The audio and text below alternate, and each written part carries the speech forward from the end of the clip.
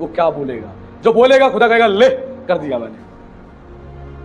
Bible कहती है शमूएल अपने जीवन भर जो बात उसने अपने मुंह से बोली, हर एक वो बात पूरी हुई।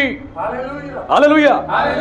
बाइबल में कोई भी ऐसा नबी नहीं है, लेकिन इकलौता शमूएल है जिसके बारे में कहा गया है उसने जीवन भर जो कुछ अपने मुंह से बोला हर एक बात पूरी हुई। क्यों? अपनी जुबान की उसने चौकसी करी।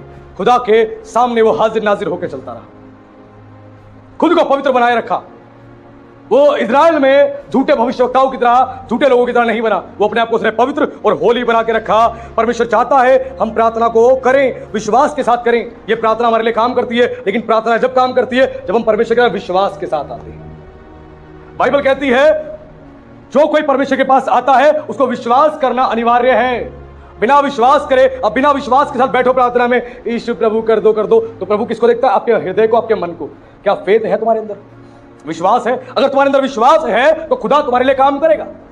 और तुम्हारे अंदर विश्वास ही नहीं है और तुम प्रेयर कर रहे हो, प्रेयर के बाद तुम उठे, अरे अभी भी समाधान नहीं हुआ, 1 घंटे बाद अभी भी समाधान नहीं हुआ, प्रभु पता नहीं हमारी परीक्षा क्यों ले रहा है, पता नहीं प्रभु कब ठीक करेगा, कब सही करेगा।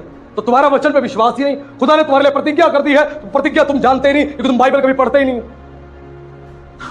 एक प्रभु के बड़े महान सेवक ने कहा जिनके घरों में बाइबल नहीं खुलती, जिन मसीहों घर में, उनकी आशीषें भी नहीं खुलती, उनके दरवाजे भी नहीं खुलते, उनकी चंगाइयां भी नहीं खुलती, उनके छुटकारे भी नहीं खुलते, जिनके घरों में बाइबल नहीं खुलती। ओ आज सुन ले, बाइबल नहीं खुलती। बाइबल जो नई की नहीं रख रहे हैं, 10 साल से नई की नहीं रखी हुई है, कभी खुलती तक नहीं है। मेरी 17 साल में कितनी बाइबल बदल चुकी है मुझे खुद नहीं पता। इतनी बाइबल मेरी बदल चुकी है 17 साल में। अब मैंने स्टडी का तरीका थोड़ा बदला है कि बाइबल मेरी खराब ना हो जाए, गंदी ना हो जाए, ज्यादा उस पर कलर ना आ जाए, मार्क ना आ जाए। मैंने तरीका थोड़ा बदला है, नहीं तो 17 साल में मेरी इतनी बाइबल बदल चुकी है मैं क्या बताऊं। मैं बाइबल में हाईलाइट कर देता था, मैं मार्क कर देता हाईलाइटर से, पेन से, पेंसिल से। और जिनकी बाइबल जो है रंगीन होती है ना, उनकी जिंदगियां भी रंगीन हो जाती हैं। जिनकी बाइबल कोरे कागज की तरह प्लेन रहती है, अरे गंदी नहीं होने देंगे, यानी वो पढ़ते ही नहीं है, उनकी जिंदगी भी कोरी रहती है, कोरे कागज की तरह। जैसे 10 साल पहले थे आज भी वैसे ही है। ये ध्यान रखना।